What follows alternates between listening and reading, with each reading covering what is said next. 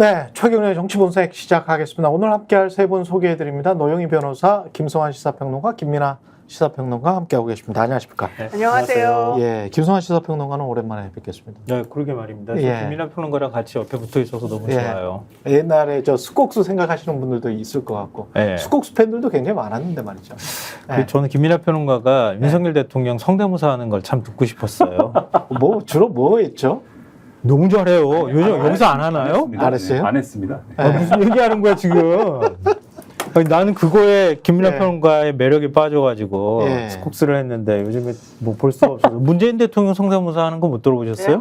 한번 해보세요. 왜 그러세요? 한번 보여줘요 오랜만에. 이건 나중에 또 기회가 되면. 김민아 평론가를 이렇게 들뜨게 하면 예. 성대모사가 막 나와요. 예. 아 들뜨게? 네. 열받게? 뭐, 오늘도 아니 오늘도 즐겁게 만들어주면. 윤석열과 관련된 이야기는 굉장히 많이 있을 것 같고요. 그럼 그 사이에 예. 한번 쓱 하면서 예. 할 가능성이 있습니다. 지금 국가보훈부에서 광복회를 감사를 한다고 하는데 국가보훈부 장관이 숙대 총장이었던 강정혜 씨고 이분은 재임 기간 동안에 재임 기간 동안에 김건희 씨 논문은 네. 그냥 유야무야 넘어갔던 분인데 네. 근데 이게 나서서 정치적 중립 의무 위반 소지가 있다. 위반 사항이 확인되면 수사기관에 고발할 방침이다. 어이가 없어서. 야, 광복회를 정치적 중립 의무 위반 소지가 있다면서. 근데 그 중에 지적된 것 중에 하나가 지금까지 친일 편향의 국정기조를 내려놓고 옳은 길을 선택하라고 촉구했던 김광련 광복회 독립영웅 아카데미 단장의 축사. 이런 것들이 정치적 발언이다라고 해석을 했네요. 네, 요거 그럴 네. 생각이 없다면 대통령직에서 물러나십시오.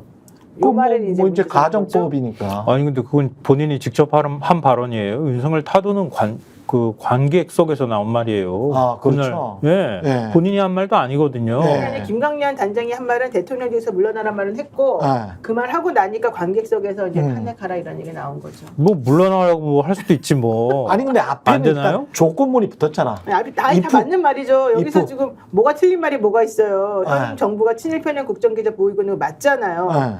예. 그다음에 국민을 위해서 길을 선택하라. 이거 올바른 말 아닙니까? 올바른 말이지. 네, 그거에 국민을 위해서 올바르게 당신이 길을 선택해야 우리가 다 산다. 우리 아니. 국민과 후손을 위해서. 그런 생각이 없으면 물러나라. 아니 늘 써먹는 말이잖아요. 그럴 그러니까. 생각이 없다면 가정문이잖아요. 그렇지. 그러라 그랬나? 그럴 생각이 없다면이라고 얘기했던 거 아니에요? 그럴 생각이 있다면이겠지, 그러니까. 그럴 생각이 있다는 건가? 대통령에서 물러나기 싫은데 대통령직에서 물러나라고 하니까 열받은 거겠지. 소심해졌나 대통령실에서? 글쎄. 이쪽 저쪽에서 아유. 물러나라고 하니까 이제 이게 좀 진짜인가? 겁을 내는 것 내는 같아요, 확실히. 겁을 아니, 내니까 근데 이제 짖는 거겠죠. 네. 뭐 김건희 여사 라인인 강정희 여사라고 할 수 있는 강정희 여사라고 했다. 강정희 씨? 강정희 씨 강정희 장관? 국가보훈부 장관으로까지 뭐 영전시켜 준 거니까 그렇지. 뭔가를 해야 되겠죠. 그렇지. 그런데 국가보훈부는 뭐 보훈부 차원에서 직접적으로 자기가 행동에 들어가기는 어려울 거고 예. 결국 대통령실의 의중이 뭐냐 이게 감사. 중요한지 아닙니까? 그렇죠. 감사. 대통령실 얘기를 고위관계자가 했다는 거 보면 예. 아주 딱 의도가 나와요. 대통령 인사권에 대해 개인적 불만과 분노로 단체를 움직인다는 건 사적 활용이다 이렇게 얘기를 했어요. 광복회가 사적 감정으로 국가 기념행사에 불참하다고 한 건 과도하다. 이 두 가지가 딱 나오잖아요. 그러니까 인사권에 대한 도전 용납 못하겠다. 광복절 기념식에 불참한 거는 괘씸하다. 괘씸죄예요. 니네 그래서 돈으로 뭐뭐 하겠다. 돈으로 뭐 아니, 죽이겠다. 그러니까 직접적인 메시지는 그거예요. 이종찬 광복회장을 물러나게 만들겠다는 거예요. 광복회 감사를 들어가서 예. 뭔가 지난번에도 그런 시끄러운 일이 있었잖아요. 그러니까 KBS나 MBC 이렇게 다 뭐 그런 물러나게 방식이잖아요. 하듯이 들어가가지고 감사해가지고 자금 돈으로, 적절하게 돈으로 법인카드 뒤지겠구나. 돈으로 싹 해결한다. 뒤지겠다는 거예요. 예. 그 원래 전형적인 수법이잖아요. 부처 본인은 감사 저 들어가는. 과천 성남에 아니라. 가서 막 소고기 많이 드셨으면서 검찰총장 할 때. 그러니까 그게 중요한 게 아니라 얘네는 지금 네. 사실은 대통령이 그 아버지처럼 생각하는 그런 회장이어가지고 지원을 되게 쉽게 받았었대요. 32억 지원을 연간. 그리고 그 돈 지원받는 것에 대해서는 그렇게 불편함이 없었었는데 이제는 너 돈 지원 안 해줄 거야. 이런 식으로 나온다는 거예요. 근데 광복회가 무슨 수익을 창출하는 기구가 아니기 때문에 이런 식으로 지원을 못 받게 되면은 그 안에서 일하는 사람들이 일을 할 수가 없어요. 아니 이거는 근데 그 예산 문제는요. 이게 사실 광복회가 고민할 게 별로 없는 거예요. 그러니까 전례에 비춰봤을 때 예산을 주면 되는 거예요. 왜냐하면 예. 예산을 지급하도록 돼 있어요, 법률상. 그렇겠죠. 왜냐하면 그렇지만- 국가유공자 등 단체 설립에 관한 법률에 보면 그렇죠.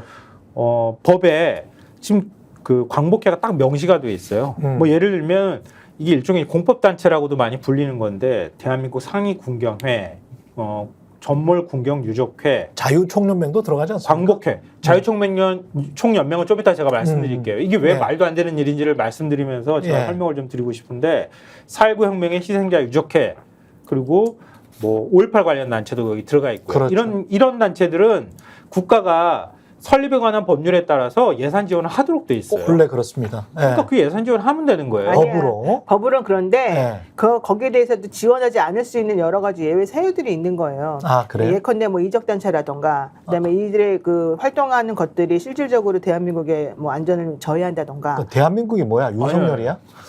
아니, 그런 건 좀 기본이에요. 그런 것들은. 예, 아, 근데 윤석열 그거는- 비판하면 안 되는 거예요? 이 단체들은 윤석열 비판하면 안 되나? 왜냐하면은 네. 여기에 보면 14조에 정치활동 금지 조항이 들어가 있어요. 각 네. 국가 유공자 등 단체는 예. 국가 유공자 단체거든요. 제가 그렇죠. 지금 말씀드린 것처럼 특정 정당의 정강을 지지 반대하거나 특정 공직 후보자를 지지하거나 반대하는 등의 정치 활동을 할 수 없다. 그러니까 등이 붙어 있는 거죠. 이거는 근데 그런 활동은 아니잖아요. 그리고 어떤 대통령에 대해서 지금 말씀하시는 그 수많은 단체들이 어떤 정치적인 목소리를 낸 것은 사실이잖아. 관련해 가지고 상위 군경회랄지 정치적 목소리 많이 냈는데 그리고 나중에 설명하실 자유총연맹은 뭐 뭐 말할 것도 뭐 거의 보수 이거는 집회를 말도 안 주도했던 되는 건데요. 분들이고 네. 예. 그러니까 이런 단체들이 직접적인 메시지를 그러니까 잘 내건 하지는 않아요. 예. 우리가 알고 있는 것처럼 자유총연맹이나 바르게 살기 운동본부나 뭐 이런 것들이 주로 관변단체라고 그렇지. 불리는 것들이 그런 얘기들을 많이 했고 그렇지. 이런 단체들은 겉으로 드러나서 뭔가를 이렇게 찬반을 얘기를 하거나 음. 이런 거는 좀 자제하는 편이었었거든요. 그렇죠. 근데 이거 정치활동 금지 조항 때문에 거기에 걸려 있는데 이번에 광복절 행사 별도로 열린 그 광복절 행사가 이런 정치활동에 해당이 된다. 야당하고 일종의 보조를 맞추는 행동이었다. 뭐 이렇게 보는 거죠. 야당은 근데 초청을 안 했었다며. 근데 초청을 안 했는데 개인 자격으로 개인 자격으로 그냥 참석을 온 했다. 거죠. 예.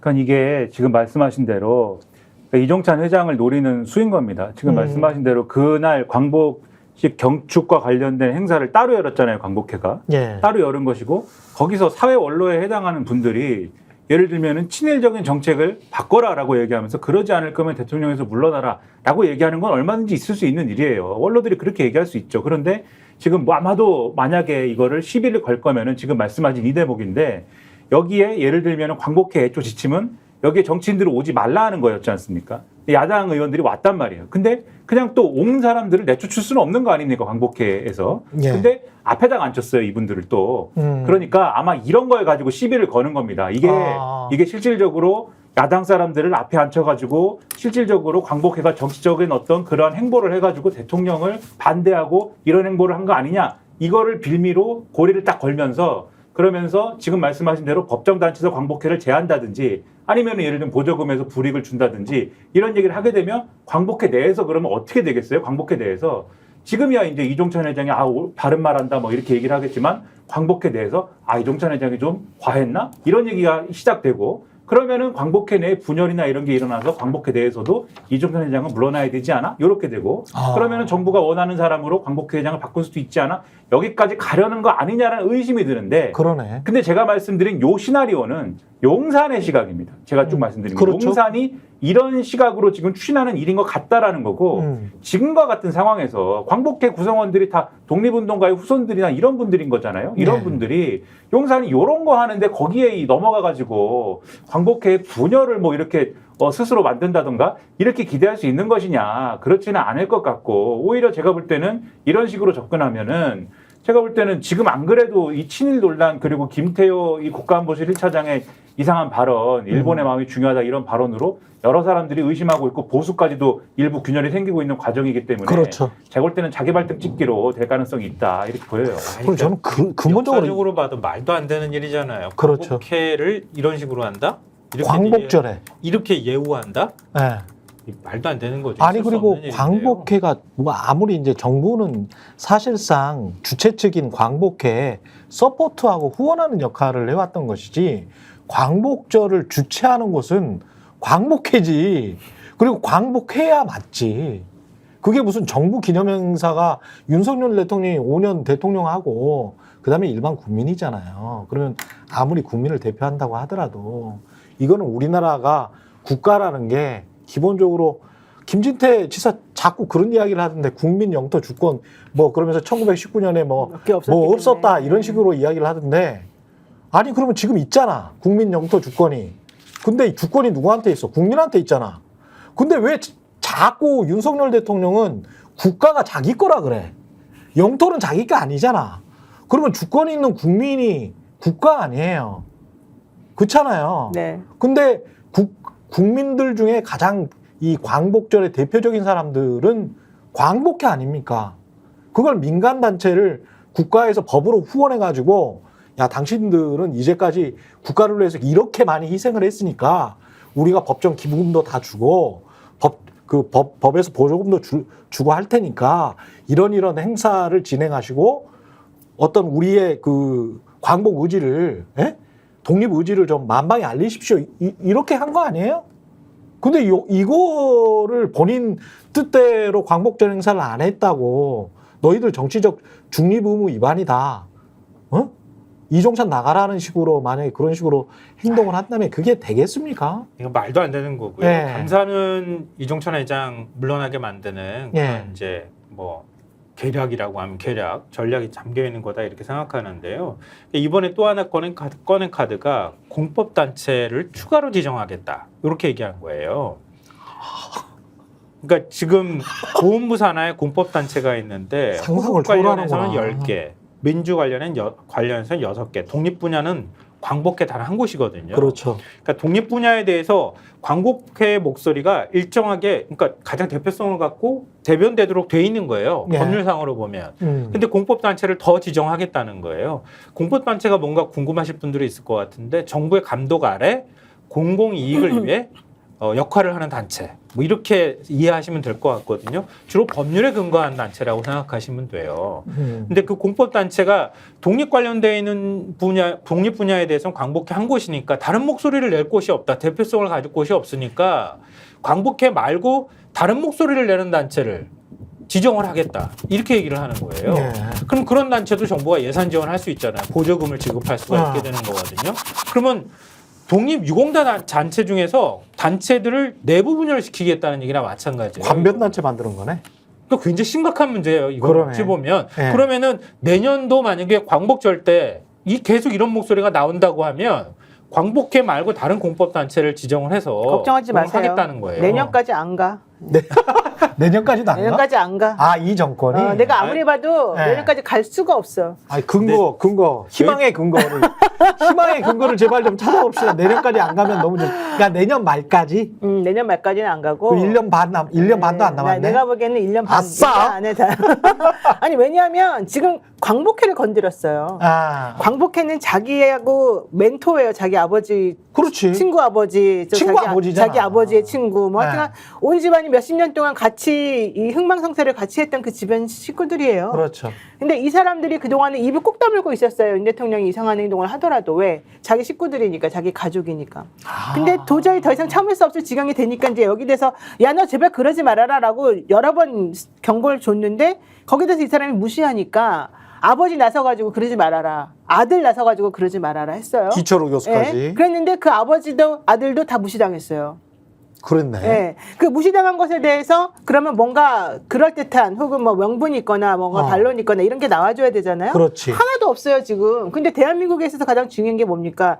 그 일제 치하에서 그 치욕을 견뎌내고 대한민국의 자주독립을 외쳤던 우리 선조들의 그 정신이 그대로 그렇죠. 살아남아야 되는 거잖아요. 지금 그거를 다 깔아뭉개버리는 거거든요. 지금 광복회에서 요구한 건 하나밖에 없어요. 대한민국의 자주독립을 위해서 열심히 노력했다. 우리는 친일을 싫어한다. 친일 매국에 대해서 대한민국이 망가진 것에 대해서 우리는 분노한다. 우리 대한민국 앞으로 다시는 같은 역사가 반복되지 않기를 바란다. 이게 우리가 내는 메시지 말고 더 있나요? 그렇지. 광복회나 어떤 단체나 사적인 이익을 위해서 뭔가 하는 단체가 절대 아니었단 말이죠. 게다가 그동안에 다 대통령 친구였단 말이에요. 대통령 측근이었단 말이에요. 그렇죠. 이제는요, 대통령 측근들이 다 사라지고 있어요.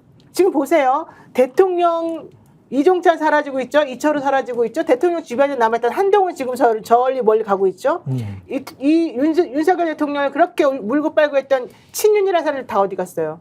그러니까 조용하네요. 다 어디 갔어요? 다 조용했어요. 게다가 지금 이제 전부 다 뭘 생각하냐면 이거 아무래도 이상하다. 내년 되고 나면 어떻게 될지 모르니까 우리 몸 조심해야 된다. 지금 대통령이 뭐 한다고 해서 거기다 대고 칭찬하고 그 사람 옹호해주고 그 사람 말하는 게 다 맞다고 해준 사람 한 명이라도 있어요? 아무도 없어요. 대통령에 관해서는 없네. 예, 아무도 없어요, 지금. 예? 여권에서. 게다가 지금 보세요. 권익이라든가 인권이라든가 사실은 최후의 보루잖아요. 그런 데가. 그런 데서 현실적으로 지금 어떤 행동을 보이고 있어요. 대통령이 시킨 것이 내가 따라서 했더니 이렇게 엉망진창입니다. 이걸 보여주고 있잖아요. 그 국민들이 야 니네 그따위로 할 거야? 권익이 김 국장이 사망을 했는데도 그걸 가지고서 과로사라는 그런 말 같지 않은 햇소리 하고 있어? 이게 도대체 있을 수 있는 일이야? 그것도 왜 그런 걸 시켰어? 디얼백 안 받았으면 되는데 그걸 받아가지고 이걸 수습한답시고 난리를 치고 있는 거 아니야? 라고 얘기하는 거잖아요. 그렇죠. 그러면 권익이든 인권이든 뭐든지 간에 대통령 주변에 있는 지금 그 기관들 중에 제대로 남아있는 기관이 한 개라도 있냐고요. 없어요, 이제. 그러니까 정상적인 기관이고 정상적으로 뭔가를 할 거라고 생각하는 사람들이 아무도 없어요. 다 보세요. 처음에 대통령이 들어올 때 제일 열심히 뛰었던 데가 어디예요? 감사원이죠? 그랬죠. 감사원 지금 조용해요. 감사원 지금 조용해요. 그러네. 게다가 처음에 들어왔을 때 문제가 됐었던 검사들, 검찰청들 요즘 어때요? 옛날에 비하면 완전히 3분의 1로 줄었어요. 그 활동이. 지금 이원석이가 시끄럽게 떠들다가 지금 쫓겨난 상황이 됐지만 그렇죠. 그 후임으로 온 사람 심우정 아무리 있어봤자 그 사람 그렇게 크게 목소리 내거나 그러지 못해요. 그 사람은 그냥 구원투수처럼 마무리만 조금 할 뿐이거든요. 뭐 주로 행정을 했던 사람이지만. 현실적으로 그 사람이 카리스마 있게 사람들을 막 다 끌고 나가고 그러지를 못해요. 그럼 결과적으로 검찰도 이제 앞으로는 사정기관으로서의 어떤 능력을 보여주지 못한단 말이에요. 검찰관 없어졌죠. 그다음에 이제 언론 보세요. 지금 MBC를 필두로 해가지고 박문진 이사라든가 공영방송 이사라든가 선임하는 거 가지고 지금 다 난리들이죠. 방통위 지금 거의 초토화되고 있죠. 방통위는요 지금 최민희 위원장하고 김현 간사하고 난리도 아니에요. 거기는 엄청나게 지금 그냥 목숨 내걸고 지금 하고 있거든요. 법사위도 그렇고. 거기에 진짜 덧붙일 게 조중동에서 TV조선하고 KBS하고도 좀 이상한 게 태도가 바뀌었죠? 이거는 이상해. 그러니까 반국가 세력이 암약하고 있다는 걸 을지훈련 그 국무회의에서 이야기했잖아요. 근데 그거를 메인 뉴스에서 TV조선하고 어디죠? KBS는 안 내. 그 멘트를 빼버렸더라고요. 안 해. 아니 신문에서도 네. 되게 작게 취급했어요. 그러니까 그 이유는 제가 보기에는 말도 그 안 되는- 부끄러워서 그런 창피한 것 거지, 같아. 창피한 거지. 이거 말해봤자 대통령이 이런 말을 했다라고 어떤 거는 강조를 해야 되잖아요. 본인들이 이거는 진보나 야권들을 공격하기가 좋으니까 이 말을 써먹자라고 하면 그 말을 받아쓰거든. 근데 그 말은 받아쓰지 않았어. 자, 더 중요한 반국가 거. 세력은. 더 중요한 거. 음. 더 중요한 거 뭐냐면 미안한데요. 예. 아니 그 혼자 다 얘기하셔가지고. 아니 미안해요. 조금 더 네. 흥미롭습니다. 근데. 민할평론가한테 발언 기회를 주고 아니, 싶어서. 내가 그동안에 워낙 아닙니다. 말씀 안 아닙니다. 너무 조용해가지고. 아니에요. 네. 아니, 근데 그게 중요한 게 아니라 오늘 터졌어 포텐. 지금 대통령을 중심으로 그동안에 대통령을 호위무사처럼 이렇게 싸고 돌던 사람들이 다 없어졌다는 거예요, 지금. 그 국민의힘 속에서 대통령 지금 옹호하는 사람 누구 있어요? 없어요.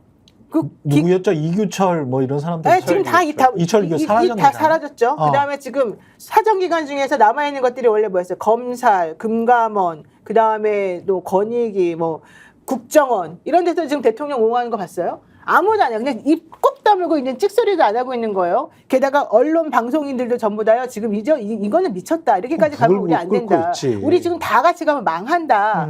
지금 그 얘기를 다 하고 있어요. 내부적으로. 그렇죠. KBS 박민 멍청한 짓 한 거 보세요. 그때 강복절 때 기미가 틀고 아니 그렇게 해가지고 박민 나가라 그러잖아요. 그렇죠. 근데 지금 그걸 그 내부에 있는 사람들이 야 당신 잘했는데 여기서 핍박하고 있어 이렇게 생각해 아무도 안 그러죠. 그렇죠. 박민이 드디어 돌았다. 드디어 이제 미쳤구나. 이렇게 가면 이제 아무것도 안 되는구나. 이렇게 생각하잖아. 지금 다들. 아니 내부 직원들은 충분히 그렇게 내부 직원 생각하잖아. 그렇게 생각해. 나도 그렇게 생각하고 합의로 있어요. 편성을 그렇게 해버리면 그거 어. 미친 거지 사실은. 아니 그러면서 더 웃긴 건 뭔지 사람들이 이제 불을 붙여버렸어요. 수신료? 그래도 야 KBS 수신료는 그래도 관변 단체 등 공영 방송이든 좀 줘야지 생각하고 있었고 나도 솔직히 말하면 절대 안 내 이제 수신료 안 내. 이제 한전하고 분리돼가지고 안 내는 거예요. 그렇죠. 그걸 왜 내겠어요 이제 죽여버리는 거지 이제는. 근데 그것도 쭉 부추겼었던 게 또 정권이야. 그리고 그렇죠. 국민의힘이었고. 그렇죠. 여기 말도 못해. 여기서 그 말. 더 핵심은 뭔지 네. 알아? 이제 법원이 나서기 시작했어요. 아. 옛날에 법원들은 이제 방통위 같은 거 이렇게 막 뭘 해도 거기에 대해서 뭐가 들어오지 않으면 자기네가 가만히 있었잖아요.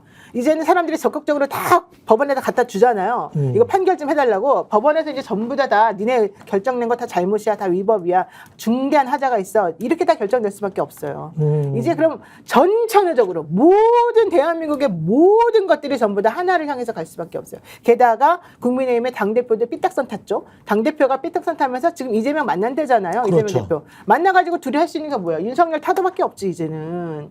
게다가 특검도 좀 한다 그러고. 그거 바로 좀 받아가지고 그래. 이어서 한동훈이 먼저 공격적으로 치고 나가면서 공개하자마자 TV 생중계 하자. 생중계 해야지. 뭐 이제. 이런 식으로 이야기를 하잖아요. 생중계를 아니 근데 하라 그래. 하라 그래. 아니 하라 그래야 돼요. 한겨레 안 하겠다는 얘기지. 한겨레 논설실장이 잘 지적을 했던데 생중계를 하면 토론이 되고 회담을 하면 합의 결과가 도출이 되기 때문에 정치가 되는데 한동훈은 지금 토론을 해서 정치를 하지 않겠다라는 거다. 생중계를 하자는 거는. 그리고 생중계를 하자고 먼저 치고 나오면서 그거를 민주당 쪽에 제안한 것도 아니고 언론 쪽에 흘려가지고 본인들이 마치 뭔가 있는 양, 본인들이 성공인 양 그런 식으로 해서 이제 의제 설정이랄지 이런 거에 기싸움하는 거 아니냐. 민주당도 받을 거예요.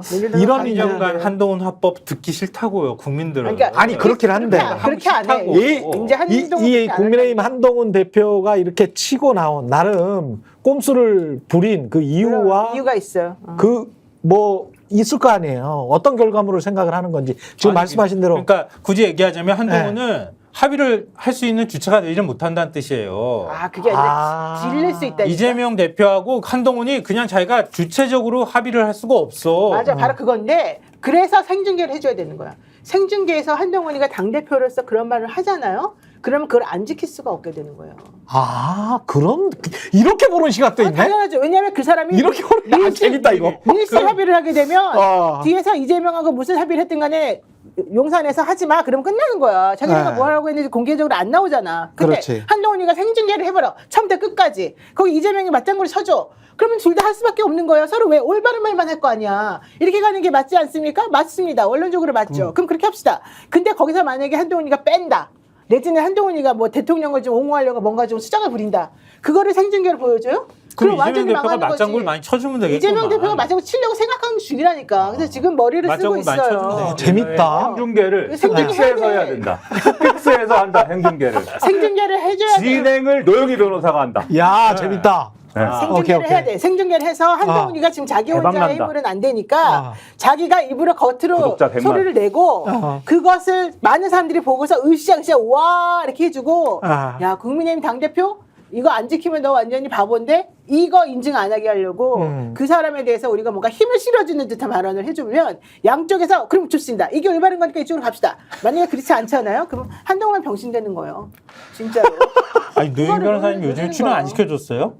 노영희 변호사님 얘기를 쫙 이렇게 너무 많이 펼쳐놔가지고. 나 그동안에 너무 입을 닫고 있었는데 그러니까 그동안에 오늘. 너무너무 내가 좀 답답하게 살았는데 이제부터 방언 터지듯이 내가 이제 말하기로 방언 했어요. 왜냐면 터지듯이.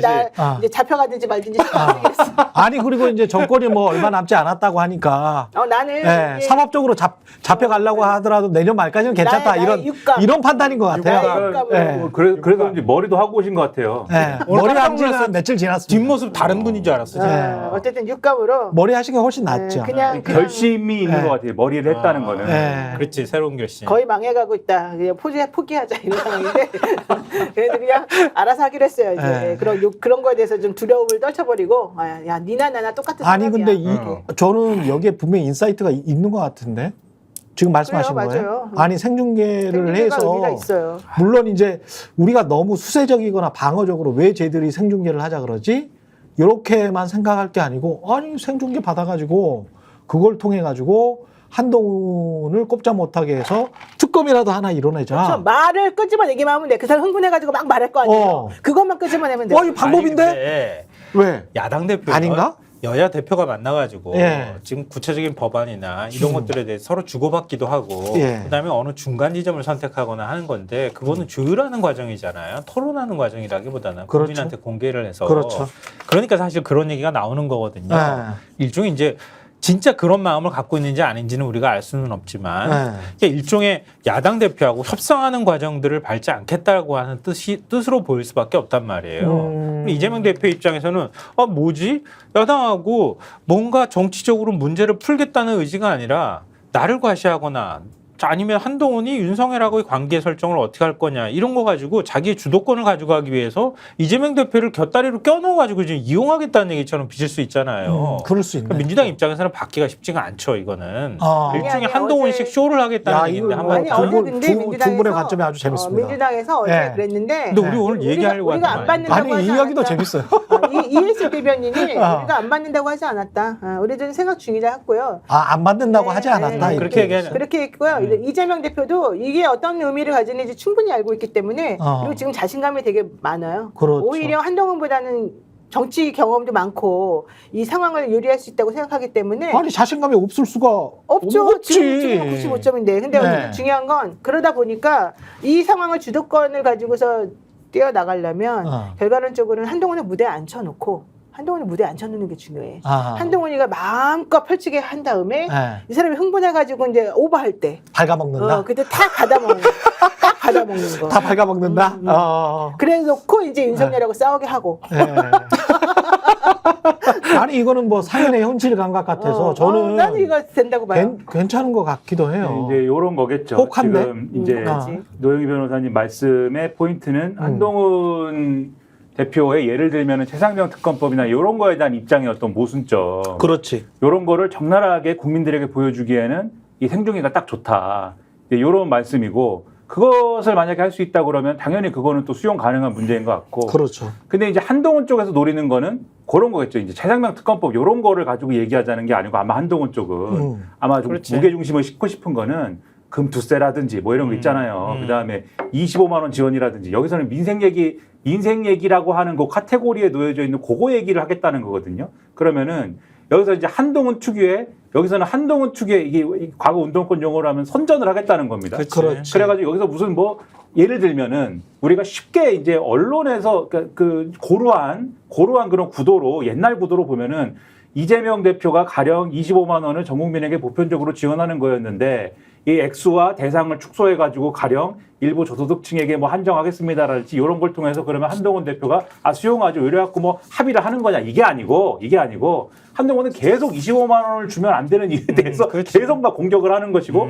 금투세를 폐지해야 되는 이유에 대해서 그냥 뭐라고 하든 이재명 대표가 뭐라고 하든 막 그냥 우리 주식 투자자들이 좋아하는 얘기를 막 그냥 한다 이런 지금 계산법으로 접근하는 거 아니냐 이렇게 보는 거거든요. 저도 그런 것 같긴 해요. 그래서 아니, 근데 두 개의 계산이 요 두 개의 계산이 아마도 맞부딪히는 게 생중계를 아니. 하느냐 마느냐의 어떤 그래서 그 전선인 않아요. 것 같다. 그래서 편의점과 한동훈 합법 나온다고 여러 얘기했잖아요. 두 분의 그러면- 제가 말을 마무리할게요. 그래서 두 분의 견해가 다르기 때문에 저는 요까지만 딱 얘기한다. 그러니까 봐봐. 그래서 편의점 합법이 나오면 성공이에요. 한동훈 편의점 합법 나오면 누가 누구를 비난하겠어요? 한동훈을 비난해요. 무슨 초딩이냐 이러면서. 한동훈은 편의점 합법 나오게 하는 게 사실은 이해될 목적일 수도 있고요. 첫 번째. 두 번째로는 금투세 문제라든가 25만 원 서민 지원하는 문제는요. 지금 이재명 대표도 그거를 싫어하지 않아요. 이재명 대표도 금투세 이거 완화하는 거 내지는 폐지하는 거 이거 아니야 폐지는 아니고 어느 정도 얘기했었어요. 1억 원 정도 네, 상향한다. 네. 그러니까 완화시키는 거. 완화밖에 없어요. 그래서 중요한 그거 막 이러겠죠. 완화는 되는데 왜 폐지는 안 됩니까? 막 이런 식이겠죠. 그러니까 폐지를 그렇지. 하게 되면은 다른 국민들이 전부 다 야 니네 돈 있는 애들만 계속 이런 식으로 할 거야라는 또 이게 받침이 되는 게 있기 때문에 그거 가지고 지금 그게 본질은 또 아니기 때문에 제가 보기에는 그렇게 가지 않고요.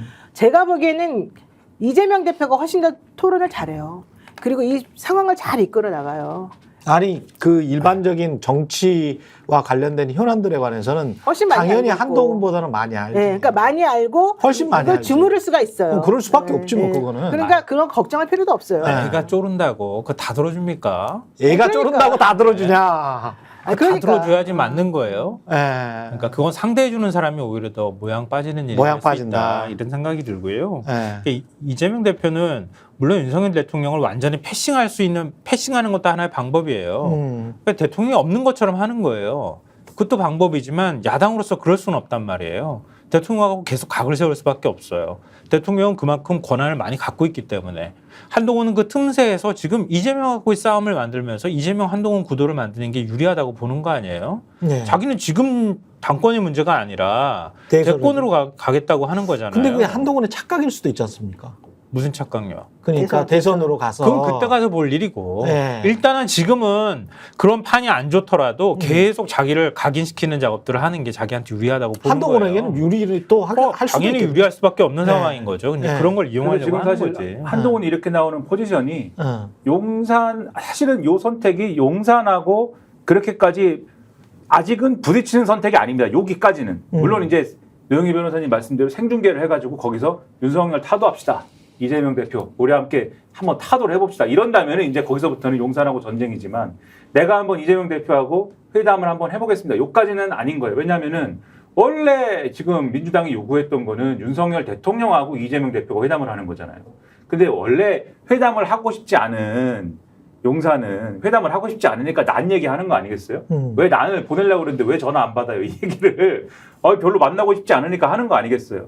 근데 요때 용산이 회담하기 싫을 때 늘 하는 얘기가 먼저 여야 대표가 만나야죠. 뭐 이런 거를 하는 거거든요. 근데 한동훈 대표가 손 들고 제가 만날게요라고 하는 거는 용산 입장에서도 별로 이재명 대표 만나서 좋을 거 없는데 지금 상황에서는 이 사람들 생각에는 지금 반국가 세력이라고 뭐 이렇게 난리가 났는데 예. 그럴 때는 한동훈 대표가 이렇게 하는 것도 나쁘지는 않다. 이런 생각을 갖고 있는 것이기 때문에 한동훈 대표 입장에서는 또 자기가 나서는 게 용산하고 척질 일은 아닌 거예요. 아직까지. 그래서 아까도 말씀하신 대로 두 분 다 말씀하신 대로 어차피 한동훈 대표한테 결정권 없지 않습니까? 정책에 대해서. 그렇지. 어차피 생중계를 하든 뭘 하든 자기는 나와가지고 무조건 민주당이 하는 건 다 안 된다라고 얘기할 요량인 거거든요. 지금 상황 이 부분과 관련돼서는. 그래서 아마도 그런 계산까지는 보고 판단할 필요가 있다. 이 이게 말씀드립니다. 용산 입장에서는 손해보는 게임이 아닐 수 있는 게 뭐냐면 용산 입장에서 손해보는 게임이 아니다.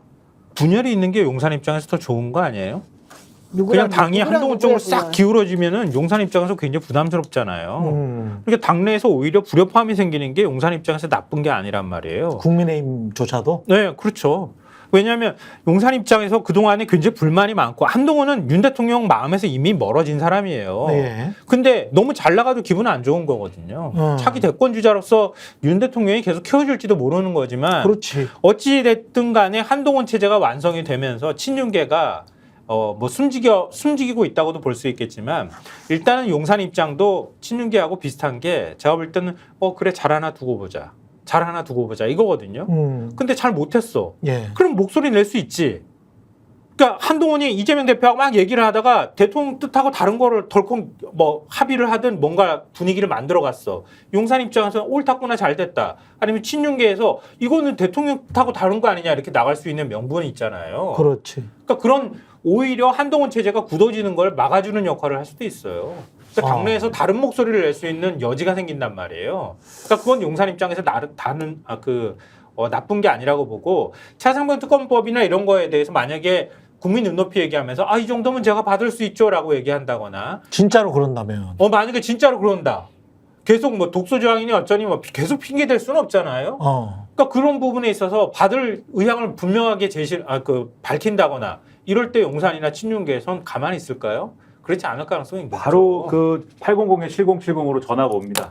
아니 근데 너 사퇴. 800에 7070으로 전화를 해도 이게 먹히나? 지금 그리고 아까 지금 말씀하신 것 중에 다른 후보를 키워줄 힘이 있는지 없는지 그게 잘 없어요. 모르겠어요. 안 먹히고 힘도 없어요. 없는데 예. 이 정권의 특징은 안 먹히고 힘도 없는 거를 한다는 게 그렇지. 특징이죠. 전화를 한다. 이라는 전화를 스타일이 하고 그렇거든요. 뭔가를 하고 그것은 어떠한 종류의 난리를 갈등처럼 난리가 난다 또. 그러면 이제 민주당 입장에서는 좋은 거 아니야 그러면? 그렇죠. 불구경하면서 네. 땅콩 먹으면서 이제 팝콘 튀기는 거죠 이제. 그러니까 상식적으로 이해가 안 되는 대통령 스타일이잖아요. 한동훈도 좀 때는- 상식적으로 이해하지 못할 스타일이긴 해. 지금 하는 거를 보면. 그럴 때는 우리도 비상식적으로 나가면 돼. 아 그래? 그렇잖아. 생중계 하자 뭐 이러면서. 비상식적인 애들하고 비상식적으로 운동해야지. 관계를. 상식적인 사람이 비상식적인 사람하고 해갖고 어떻게 이겨요? 비상식은 비상식으로 해요. 아니 오늘 혹한데. 생중계로는 아이, 나왔어. 저 사람은 3학년 때 심리학과 중퇴지만 나는 박사 수료라고. 심리학 박사. 나는 심리학 박사 수료에다가 심리학 강의를 10년 넘게 했다고. 아니 정치가 심리더라고 결국은. 심리죠. 그쵸? 아 근데 김남표는 한마디 해요 빨리. 아니 난 존경해요 그 저분은. 생중계료는 양쪽에서 다 받는 걸로. 네, 스픽스가. 민주당하고 국민의힘 양쪽에서. 아, 참. 이 이야기는 뭐 이 정도. 아니요 그 광복회 얘기 그거는 하나 해야 돼. 아니 광복회 어떤 거 하고 싶으세요? 그거는 얘기해야 돼. 예. 그만은 이제 광복회를 공법단체, 그러니까 호국단체 뭐 말고 지금 독립운동단체에도 예. 독립 유공자 단체도 공법단체를 다른 걸 지정하겠다 이렇게 얘기를 하고 있는 거잖아요. 예. 광복회 예산 감사 들어가겠다 얘기하는 건데 예. 자유총민연맹이나 아까 이런 거 얘기하셨잖아요. 자유총 3대 관변단체가 있죠. 자유총연맹, 새마을운동중앙회, 바르게 살기 중앙협의회 3개가 있잖아요. 3개가 그냥 만들어진 단체라고 생각하시면 안 돼요. 다 관련 법령이 있어요. 전부 다 관련 법령이 있고요. 그 법령이 굉장히 조문은 짧아요. 조문은 짧은데 지금 광복회 지원하는 거랑 별반 다르지 않아요. 광복회도 지원하는 근거는 아까 독립유공자단체와 관련해서 쭉 이렇게 법령이 있는 거 말씀드렸잖아요. 거기에도 지원하는 근거는 똑같아요. 뭐냐면 국가나 지방자치단체의 자산이나 이런 것들을 무상으로 대여하거나 임대해 줄 수 있다. 이게 시설 쓸 수 있게 해주는 거예요. 그 다음에 지원할 수 있다. 예. 지원 근거가 들어가 있어요. 예를 들면은 자유총연맹 육성에 관한 법률을 보면은요, 1조가 설립 목적이 되는 거죠. 그러니까 대한민국 자유민주주의를 항구적으로 지키고 발전시키는데 이바지함을 목적한다. 이렇게 되어 있고요. 둘째가 국공유 재산 대부 시설 무상 사용. 세 번째 3조가 국가와 지자체 운영비, 시설비, 기타 경비 보조해 주는 거. 4조가 조세 감면. 예. 5조가 그런 회계 자료하고 사업 계획서 행안부 장관한테 제출하는 거. 예. 이게 거의 똑같아요. 구조가. 그러네. 알겠습니다. 다 똑같은데 네. 이런 관변단체에다가 윤석열 대통령이 어떻게 했습니까? 예산 지원 700억 넘게 지원해 줬어요. 세 개 단체에다가. 앞으로 더 많이 그리고 하겠죠. 예. 정치 중립 조항을 정관에 들어가 있는 거 각 단체 정관이 들어가 있었는데 자유총연맹 그 정관에 들어가 있는 정치 중립 의무를 빼버렸어. 윤석열 정부 들어서. 아 그래요? 네. 그리고 거기 대장을 정치인으로 보내버렸잖아요. 그래가지고 사무총장이 직접 얘기했잖아요. 장철호 사무부총장이 얘기했죠. 윤석열 대통령의 뜻을 받들어서 오시자마자 3개월 만에 정치중립위원회라는 것을 정관을 변경해서 없애버렸다. 우리는 좌파 척결을 위해서 나서야 된다 이렇게 얘기했어요. 노골적으로 선거에 개입하겠다고 얘기를 했거든요. 그것도 공법단체 똑같은 거예요. 법률에 근거해가지고 지원하는 거는. 하여튼 다 나쁘다. 이상한 사람들이다. 아니 그리고 또 하나 말씀드리고 싶은 거는 아까랑 전혀 다른 행위가 국가법무 장관은 정치 중립 그거 하겠다더니. 이야기를 하면서 입틀막을 시켜버리려고 하고 그리고 여기는 정치 중립 빼버리면서 정치 편향적으로 전체 단체 와 시켜버리는 거네. 근데 제가 네. 그러니까 오늘 관련 법률안을 이것저것 다 뭐 변호사도 계시지만 예. 찾아보니까 공법단체 추가로 지정하겠다는 말은 뻥이야. 근거 지원할 방법이 없어. 예. 왜냐하면 아까 제가 말씀드렸던 것처럼 국가 유공자 등 단체 설립에 관한 법률을 보면은요 등이 없어요. 나 스캅스가 왜 없어졌는지 알겠어요, 내가. 등이 없어. 언제까지 할 아픈 거야? 말씀을 아니 이 얘기는 너무- 언제까지 할 거예요? 너무 설명적이다. 왜냐하면 아니 저 그만하자 이제. 저희 가슴에 상처예요. 너무 알겠습니다, 그러지 마세요. 아니 이 얘기 요즘에도 언제까지 할 울었어요, 거냐고. 요즘에는. 예. 이거는 확실하게 우리가 네. 머릿속에 딱 넣어놔야 되기 때문에 예. 제가 맞는 말인데. 말씀드린 알겠습니다. 건데 맞아요. 맞는 말씀. 뭐 맞는 추가로 말인데. 지정할 것도 없는데 알았어요. 네. 무리하고 국민들한테 있다. 호도하고 공포심을 불어넣거나 아니면 엄포를 놓듯이 하고 그렇게 하면서 광복회를 압박해 들어가는 거예요. 이렇게 하는 거는 권력 남용인 거예요. 우리 그렇습니다. 대통령 권련한 걸 한두 번 하는 것도 아니어가지고. 근데 어쨌든 중요한 건 김재원 얘기를 해야 돼요. 김재원은 어. 이야기를 하고 그렇게 싶으세요? 중요한 사람이에요. 굉장히 중요하지 않아요. 예, 근데 이거는 왜 정봉주한테 입국당화 토명적 완전히 국민의힘 들어와서 명파리 도적을 토벌하자. 놀려먹는 거지. 놀려먹는 건데 이렇게 근데 이 사람이 원래 이제 이런 거 이제 주특기이기 때문에 저는 말 안 하려고 했거든. 이 이슈는. 근데 하자고 하시는 이유는 뭔지 좀 이따 여쭤볼게요. 근데 저는 그렇게 판단을 했어요. 이럴 때 야당의 분열 공작이 들어와서 어떤 한두 사람이라도 국민의힘이 데리고 가면 국민의힘으로서는 반전의 어떤 기회를 잡을 수도 있겠구나. 그런 거를 많이 3년 동안 열심히 하겠다. 왜 저 대선 직전에도 누구였죠? 정운현 씨 같은 경우에 이낙연 비서실장 같은 경우에 갔잖아. 그래서 지금 무슨 뭐 원장인가 뭐 하잖아요. 아, 원장이에요? 뭐 원장해요. 1억 얼마짜리인가 무슨 원장해. 정은영 선배 진짜 실망이네. 아니 뭐 한다니까. 아, 저도 한때 굉장히 좋아하고 아니 친했어요. 저랑도 친했죠. 저랑도 친했고 저랑도 잘 알죠. 근데 이제 그분의 변절에 관해서는 변절이라고 해야 되나 뭐라고 해야 되나 원래 윤석열 대통령을 그렇게 그러니까 눈에 뭐가 씌우는 건지 뭔지는 모르겠습니다만 그런 사람들을 이렇게 찾아내려고 하는 그런 건가? 뭐 저는 그런 생각은 했는데 정몽주는 설마 그렇지는 않을 것이다. 민주당 입장에서는 땡큐 아니에요? 정몽주가 가는 게? 네, 총선 전에 봤잖아요. 공천 탈락하니까 저쪽으로 가고. 아, 우리 민주당 입장에서 땡큐 아니에요? 지금 가는 게 낫다 가려면? 그럼 가시려면 지금 가는 게 안 맞지. 가요. 안 가? 정몽준이 왜가 그러니까 거기를 왜 안 가지. 가겠어요. 안 내가 가는데 아는 뭘 정몽주는 데리고 가겠다 그래. 안 가. 근데 이제 김재원이 놀리는 거야. 그러게. 놀리는 네. 거지. 아니, 그리고 지난번에 이제 사람들이 총선 때 간 사람들은 저는 이제 그건 지역구 상황이나 그리고 공천에 탈락하고 뭐 이런 과정에서 간 것이고 네. 대선 때 간 사람들은 거기가 되는 집안인가 보다 하고 간 거잖아요. 그게 결국은 그치. 결론적으로는. 근데 지금 되는 집안이 아니지 않습니까? 아까 말씀하신 대로 오늘 내일 하는 집안이고 네. 딴파선이지 않습니까? 보수도 오늘 내일 하는데. 그러니까 이 사람의 성향도 갈 만한 사람이냐 뭐 이것도 있지만 그렇지. 객관적인 조건 자체가 시기. 거기를 왜 가느냐 그렇죠. 갈 이유가 없는 거예요. 그래서 이제 지금 말씀하신 대로 그냥 벌어진 상황에 대해서 뭐 나름 이 어떤 기분의 어떤 즐거움 그런 걸 위해서 뭘 쓰는 분이다 김재원 의원은. 네. 근데 노예 변호사님 무슨 말씀하시고 싶었어요? 이 관련해서는. 저는 정봉주 후보가 이번에 사실은 안 들어간 것에 대해서 좀 안타까운 마음이 있어요. 왜냐하면은 저는 원외 인사는 한 한 명. 명이라도 좀 들어가 줄 수 있는 게 맞다고 저는 생각을 했거든요. 그래서 현실적으로 말을 하게 되면은 정봉주 후보가 전략을 너무 잘못 짜가지고 자기가 이제 많이 쌓아 올렸던 것들을 막판에 이제 망가뜨려서 결국 5위도 못 들어가게 됐는데 그렇다고 해서 여기서 이제 이 사람을 죽여버리는 것이 과연 옳은 것인가 이 부분에 대한 생각은 있어요. 그렇죠. 근데 여기에다 대고 왜냐면 정봉주라는 사람이 가지고 있는 상징성이라는 게 또 있거든요. 근데 여기다 대고 김재원이 자기도 그동안에 맨날 그 5.18 막말하고 뭐 망언하고 이래가지고서 여기저기서 사실은 혼났던 사람이 마치 거기에 숟가락 하나 얹으면서 너랑 나랑 똑같아. 이리 와. 내 친구야. 이렇게 말하는 게 난 너무 싫더라고요. 그렇지. 게다가 박원석 의원도 자기 친구라 그러면서 사실은 정봉주를 죽인 거잖아요. 그렇죠. 예, 물론 뭐 이런 뒷얘기도 있어요. 정봉주 의원이 뭐 얘기해도 된다 해줘라 뭐 이렇게 얘기를 해서 그 박원석 의원이 했다는 말도 나오긴 합니다만 그렇죠. 상식적으로 정치를 아는 사람이라면 그런 말을 그 시간에 그 타임에 나가가지고 그렇게 한다는 게 무슨 뜻인지 알 텐데 그렇게 하는 거는 저는 납득이 안 가고 이거는 정봉주 죽이기밖에 안 된다 이 생각이 들었거든요. 근데 기자회견 때 사실 그래놓고 두 번째. 정봉주의 스탠스가 좀 그러니까 그랬죠. 그 두 번째로 이제 네. 정봉주가 그 첫 번째 잘못을 그렇게 해놓고 두 번째도 자기 기자회견에 엉터리로 했죠. 잘못했죠. 잘못했지. 그러니까 그 당심을 이해하지 못하고 마음대로 했잖아요. 그게 이제 전략상 미스라는 거였었어요. 그렇죠. 이 사람의. 어. 근데 이제 그렇게 가는 것이 과연 그 민주당을 위해서는 좋은 것인가? 이게 전체적으로 흐름이 괜찮은 것인가? 이걸 생각해 본다면은 어쨌든 원외인 3명 정도는 들어가서 좀 얘기를 해주는 것도 저는 괜찮다고 생각을 했었다는 것이고. 이왕 뭐 결과는 이렇게 됐으니까 원론적으로 어쩔 수는 말씀에 없는 거고. 동의하지만 저는 정봉주 전 의원이 들어가는 거는 맞지 않다고 봐요. 왜냐하면 정치는 책임을 지는 거거든요. 네네. 공천에서 탈락시켰잖아요, 민주당이.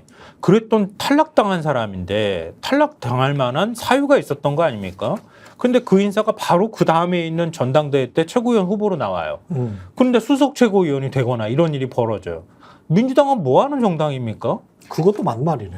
그럼 개인적으로 사과함에 따라서 사람을 공천 탈락했다는 얘기나 마찬가지잖아요. 더군다나 전당대회는 당원들이 투표를 통해 가지고 뽑는 거잖아요. 아니 최고위원을. 그때 이거는 앞뒤가 안 맞는 거다. 그때 탈락된 거는 애초부터 앞뒤가 맞아. 공천의 탈락이 아니라 이제 그것도 본인의 말을 함부로 했던 그 과거가 발목을 잡고 거짓말을 했기 때문에 아니 그 원인은 나중에 그런 가서 건데, 원인은 그렇게 그런 됐지만 건데. 거기에 대해서 원론적으로 책임을 보면은 민주당은 그것에 대해서 기본적으로 책임을 져야지 맞는 거고 네.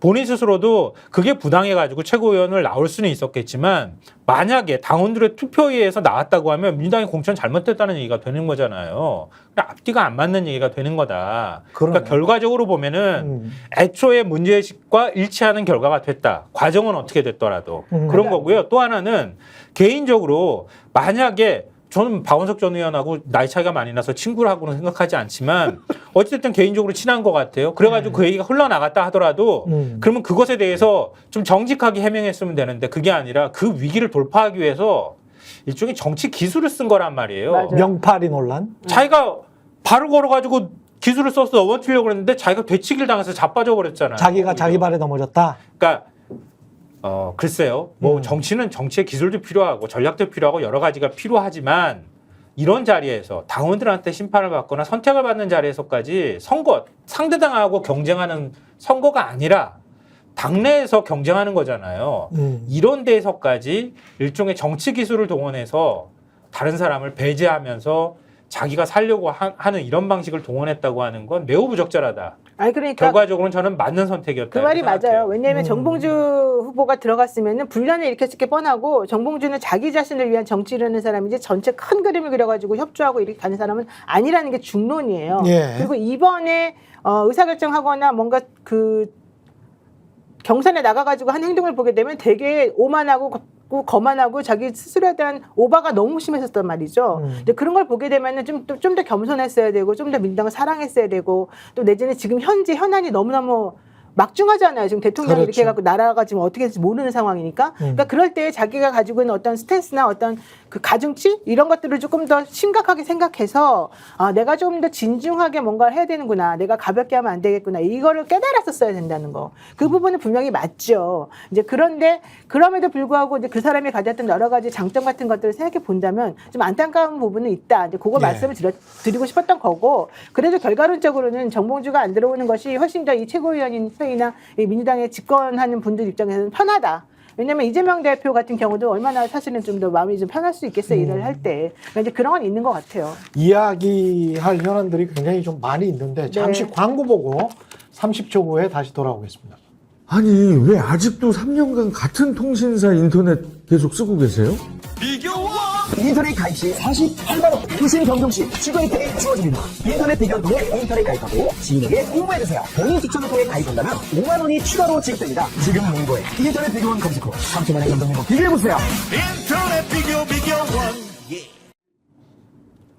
네, 인터넷 가입 최대 48만 원, 정수기 렌탈 최대 30만 원, 무려 총 78만 원 현금 사은품을 받으실 수 있고요. 그뿐만이 아닙니다.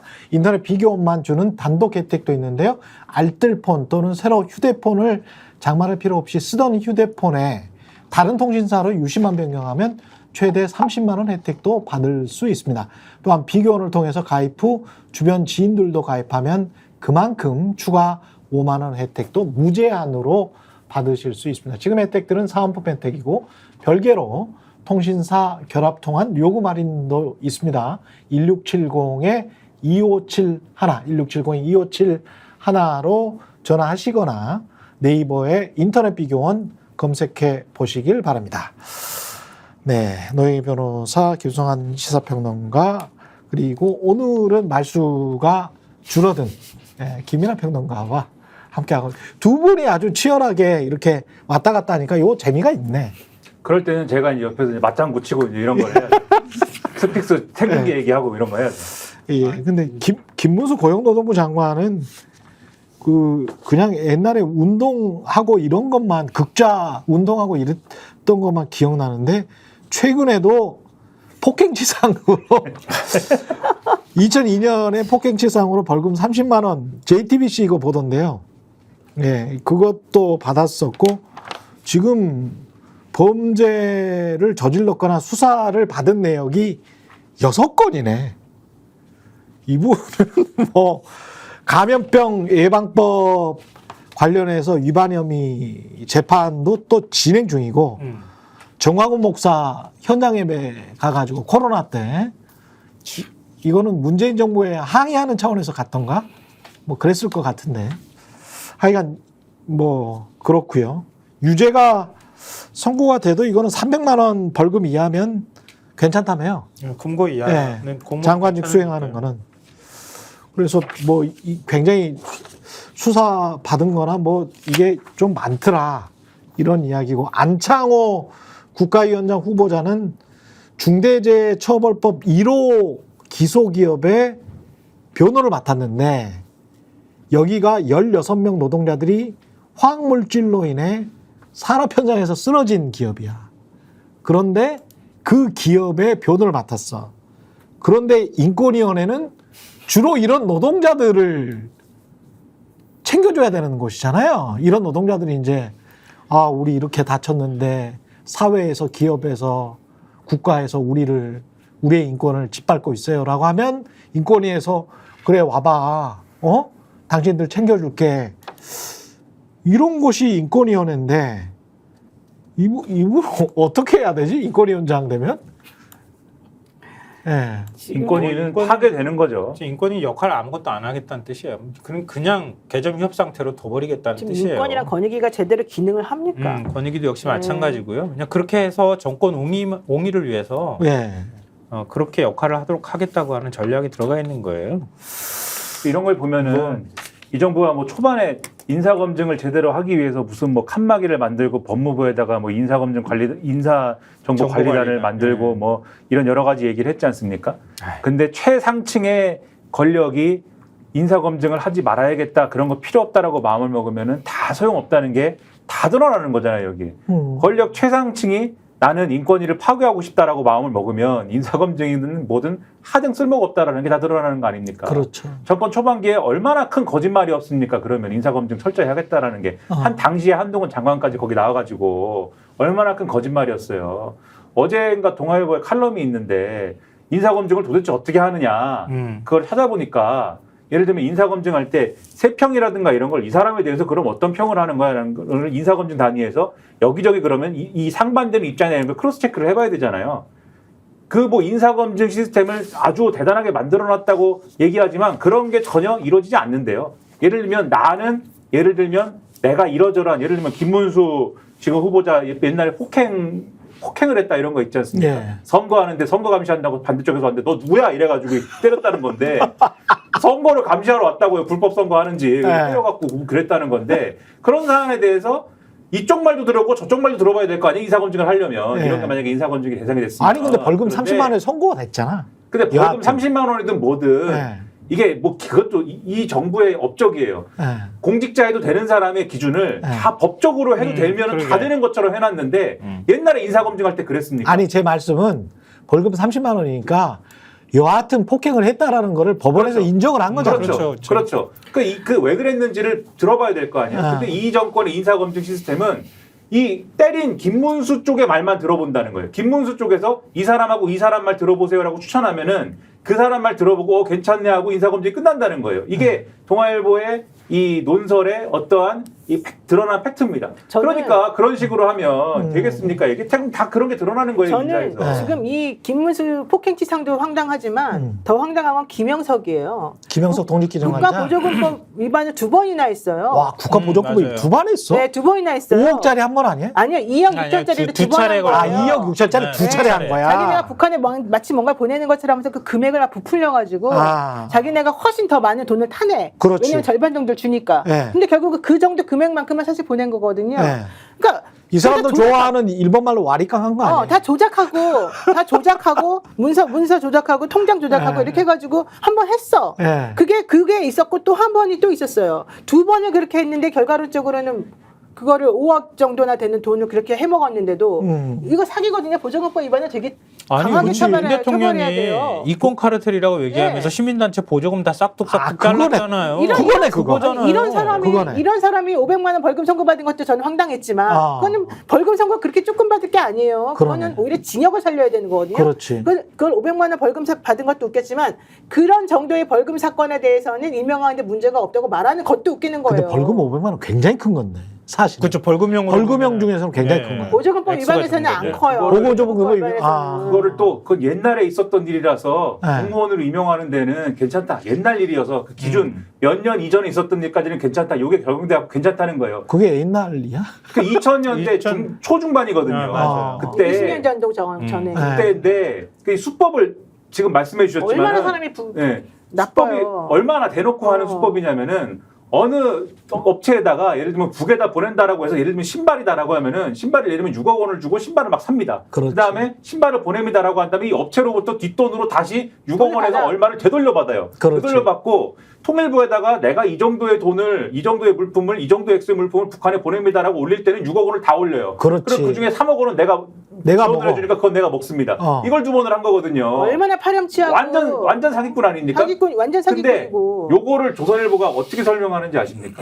조선일보에 예술적인 설명이 있습니다. 이 사람이 옛날에 그 북한을 도와주려고 한 사람이잖아요. 이 사람이. 뉴라이트 아니구만. 이 사람은 대북 지원단체. 북한을 무조건 북한만 나오면 민족을 도와주려는 그런 사람이었기 때문에 이 사람은 굉장히 그 입장이 중도적인 사람인 거지. 지금 보면은 뉴라이트도 아닌데 왜 뉴라이트라고 아니, 해? 무슨 소리? 대북 지원을 빙자한 사기꾼 이렇게 그러나. 얘기를 해야 되는 거지. 아니, 그 굳이 보조금법 얘기하자면. 위반 재판하러 들어가 보세요. 판사들이요. 보조금법 위반하면 정말 말도 안 되는 사기다. 국가를 상대로 사기치는 거다. 그리고 검사들도요. 이거 국가를 상대로 사기치는 거라서 일반인 상대하고 다르다. 세금을 가지고 그렇지. 지네끼리 이렇게 해먹으려고 이러는 거는 엄벌에 쳐야 된다. 맨날 네. 그래요. 이게 지금 말씀하셨지만 더 악질이라고 생각하는 게 뭐냐면 이렇게 하는 거예요. 이 보조금 이런 식으로 횡령하는 경우가 있었거든요. 그게 뭐냐면 보통 이런 경우에는 국가가 전액을 주는 거는 굉장히 부담스러운 일이란 말이에요. 대부분 2000년대 들어가지고 지금도 역시 마찬가지지만 매칭 펀드 형식으로 하는 거예요. 당신네들이 자발적으로 어떤 뭔가 뭐 이러면 북한에다 맞아. 리어카를 지원한다. 그러면은 리어카를 지원하면 지원하는 예산이 이만큼 있지 않냐. 그러면 5억 원의 예산이 필요하면 저쪽에서 2억 5천은 정부가 그렇지. 주고 나머지 2억 5천은 당신들이 모금을 하든 해가지고 그렇지. 그걸 모아라. 그러니까 일종의 이제 자발성에 기초한 그 어떤 지원이나 이런 그렇죠. 방식인 거예요. 이거 다 지자체나 이런 데서 지금도 하죠. IT 기업이나 이런 데 전부 이런 식으로 지원하는 거예요. 50대 50으로. 근데 이러니까 이 사람이 어떻게 했냐면은 그 리어카라고 하면 리어카를 제조하는 업체 사람의 통장을 갖고 와. 그 통장에다 지가 넣고 지가 빼. 그렇지. 이렇게 해가지고 돈을 보조금을 받아낸 거란 말이에요. 네. 그러니까 내가 리어카를 구입하지도 않았는데 돈을 일단 넣어가지고 액수만 지키게 하는 거예요. 네, 한국 정부를 상대로 사기를 친 거네. 그럼요. 그리고 이제 그런 다음에 넣고 그 서류 제출하고 난 다음에 다시 돈을 빼. 그렇지. 돈을 빼서 우리가 이만큼 사드리거든요. 라고 근거 자료를 제출해서 거기에 50%를 받아냈다는 거예요. 거기다 조선일보의 이야기를 덧붙인다고 하더라도 그대로 받아들인다고 하더라도 북한 인권을 도와주기 위해서 뭘 했다면 이거는 아프리카에서 이제 기아에 허덕이는 뭐 북한이라는 단어만 빼냈고 그거를 아프리카의 어떤 나라라고 상정을 한다면 아프리카의 기아에 허덕이는 어떤 나라의 국민들을 도와주기 위해서 비슷한 거 아니에요. 그러면서 한국 정부를 상대로 사기치고 그쪽 국민들한테는 덜 보낸 거잖아. 그렇죠. 그렇죠. 그 액수에 비하면. 한국 국민들한테 선전하고 한국 정부한테 사기친 그 액수보다는 훨씬 덜 보낸 거잖아. 그럼요. 그러면 둘 다한테 사기친 거잖아. 양쪽에 사기친 거죠. 한쪽에는 인권적으로 그쪽 사람들 도와준다고 해놓고 사기치고, 네? 이쪽 한국 정부는 법적으로 사기를 쳐버리고 나쁜 사람이네. 그러니까 이런 사람을 진짜 나쁜 사람이네. 이런 사람을 임명하면서 네. 벌금 전가는 뭐 결격 사유가 아니다. 이런 말로 그냥 퉁치고 넘어가는 거예요. 게다가 지금 여론조사도 나왔어요. 한길리서치에서 17일부터 19일까지 18세 이상 성인을 대상으로 해가지고 김영석 관장 임명 철회 검토 필요성 이거 물어봤거든요. 예. 68.8% 철회해야 한다. 그리고 그 중에서도 55.9%는 반드시 철회해야 된다. 이렇게 근데 얘기했어요. 이렇게 여론조사 업체에서 뜨문뜨문 이런 논란이 나올 때 저는 이게 뜨문뜨문이라고 생각을 하는데 만약에 김건희 여사를 무슨 김정숙 여사로 이름을 바꿔서 문재인 정부 때 김정숙 여사 디올백을 받았거나 과거에 주가 조작 혐의 때문에 무슨 뭐 쩐주건 방조범이건 공범이건 사람들한테 지적을 받고 있다라고 했었을 때 또 공중파에서 이런 보도가 나왔을 때 어제 PD수첩에서도 보도를 했더만요. 관련해서 한 달에 한 번은 최소 했을걸? 지금 이 사안이 2년 동안이 집권 이후에 2년 동안 계속되고 있고 디올백 받은 거는 지난해 11월인가 터진 거죠. 그러면 그동안에 야 이거 어떻게 생각하니? 권익위는 잘 조사를 했다고 보니 검찰은 이렇게 그냥 울렁 넘어가도 돼? 그다음에 도이치모터스는 이거는 주가 조작한 것 같아? 라고 국민들한테 여론조사를 물어볼 것 같아. 그리고 경제가 이렇게 나쁘잖아요. 그럼 끊임없이 해요. 조선일보랑 과거에 보면 야, 이 환율이 이렇게 폭등했는데 이거 누구 책임이야? 예? 그럼 100% 그냥 정부 책임으로 나와. 예? 그런 뻔한 질문들을 계속 해왔거든. 문재인 노무현 정부 때는. 근데 그거를 어떤 리서치 회사는 돈 받고 하는 데니까 언론사들이 잘 안 해. 나는 그것도 경향성이라고 봐요. 경향성이 있다. 예전에는 예. 레거시 미디어가 영향력이 컸잖아요. 예. 근데 지금은 어떻게 구분을 하냐면 전 지금도 크다고 생각해요. 왜냐하면 굵직굵직한 이슈들을 만들어가는 건 결국 레거시 미디어거든요. 그렇지. 그러면 거기에 대해서 또 반응을 한단 말이에요. 근데 유튜브나 이런 데로 많은 분들이 옮겨간 건 사실이지만 그거는 선호하는 사람들끼리의 이렇게 폐쇄적인 형태로 자꾸 옮겨가고 있는 상황이란 말이에요. 서로 간에 나하고 맞는 유튜브 쪽으로만 가기 때문에 상대방의 얘기를 안 들으려고 한단 말이에요. 그렇지. 확증 편향이 생긴다고요. 그렇지. 그러면은 기존의 레거시 미디어가 그런 여론 형성 역할들을 어느 정도 해주면서 여론에 영향을 미치고 넘어가줘야 되는데 거기에 또 권력이 반응하는 경우가 그렇죠. 많고 기업들도 그렇고요. 그렇죠. 근데 지금 입을 꽉 닫고 있잖아요. 며칠 계속 지금 부동산 문제 벌써 몇 달째 계속되고 있잖아요. 아니, 부동산 다시 폭등하는 거 봐. 그리고 지금 거의 국민들 빚이 1,900조 원에 육박하는 그렇죠. 수준까지 올라갔다고 얘기를 하잖아요. 네. 그렇게 얘기를 하죠. 코로나 상황 심각하다고 계속 찔끔찔끔 나오다가 이제야 겨우 이번 달 말에 35만 명 될 것 같아요. 겁나는데 이거 안 쓸 수가 없어. 그러니까 어제 오늘 지금 좀 얘기 나오죠. 그리고 응급실 지금 의대 증원 문제 때문에 응급실 마비되는 문제. 당장 날립니다 지금 그건.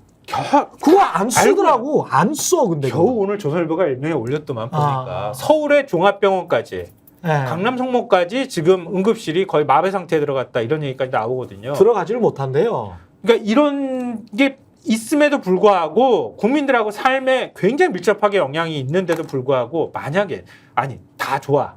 문재인 정부 때 어떻게 했는지 한번 비교해 보면 알 것 같아요. 아니 지금 다시 뒤집어졌을 거야. 코로나 지금 난리잖아. 예. 그러니까 말이에요. 아무것도 근데 무슨 보조도 받을 수가 없는 상황을 지금 맞아요. 돼버렸으니까. 저희도 집이 성모병원 앞인데 성모병원에 입원을 못 시켰어요. 부모님들을 응급실을. 그래서 보라매 병원까지 갔다 왔어요. 그러니까 이게 진짜 아프신 분들한테는 엄청난 일인데 내가 건강하다는 생각만 하니까 그냥 무관심으로 이렇게 있는 거예요. 응급실 갈 일이 나는 없을 거니까. 근데 아유. 내가 아플 일이 얼마나 많아. 그럼요. 그렇지. 많죠. 그러니까 그걸 느끼고 있는 사람들은 각각에 이렇게 떨어져 있는 사람처럼 보인다는 거예요. 그렇죠. 그러니까 계속 무시해버리는 거야, 그냥. 그리고 좀 전에 나온 속보도 또 하나 있었습니다. 예, 마지막으로. 중앙지검에서 김 여사 명품백 의혹 무혐의 결론. 그러니까 수사팀이 무혐의로 결론을 내고 결론해서 총장한테 이창수한테 보고하는데 내일이나 총장한테 보고를 하는데 수사심의 이제 안 열릴 것 같다. 총장이 과연 수사심의를 열리겠냐? 직권으로 할까요?까지 언론이 물음표 찍고 끝납니다. 마지막으로 한 마디만. 할까요? 안 하겠죠. 에라이 도둑놈들아. 예. 예, 검사들은 다음 정권에서는 보수 정권이 한동훈이 정권을 잡지 않는 이상은 검사들은 각오를 단단히 해야 될 것 같습니다. 에라이 도둑놈들아, 사기꾼들아, 위선자들아. 예, 여기까지 정치본색하고요. 노영희 변호사, 김성환 시사평론가, 김민아 시사평론가와 함께했습니다. 저는 다음 주에 다시 찾아오겠습니다. 고맙습니다. 고맙습니다. 저희가 얘기할 때 오셔가지고 라이브로 관전하시기 바랍니다. 반드시 주변 사람들 데리고 오시기 바랍니다. 구독, 좋아요, 알림 설정 해주시기 바랍니다. 좀 살려주십시오, 저 좀.